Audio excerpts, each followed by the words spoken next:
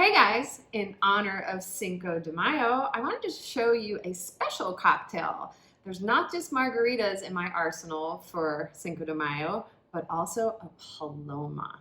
I love the combination of tequila with fresh grapefruit juice. There's nothing more refreshing on a hot day.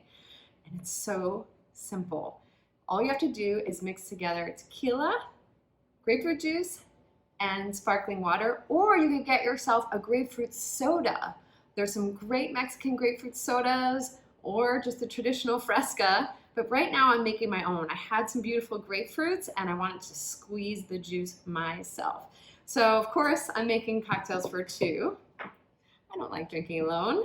So I'm gonna measure out enough for two cocktails.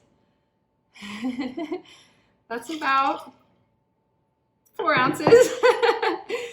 And the beautiful fresh grapefruit juice is going in there. This is going to be the equivalent of what would be one bottle of soda. And I'm going to put in the bubbly water. So I'm not going to shake, I'm just going to stir. And it's going to give it a beautiful effervescence. Sweet and sour with the grapefruits.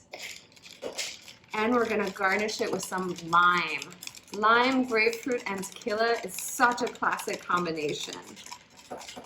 And you can get really creative with your glassware. I slice some grapefruit really thin. I put it on the outside of my glass with some ice. Just have some fun with it. And then I'm gonna pour over the drink. If you wanted, you could add a pinch of salt or some spice to this. Get creative, jalapeno, some herbs, but really this is a straightforward, classic Paloma.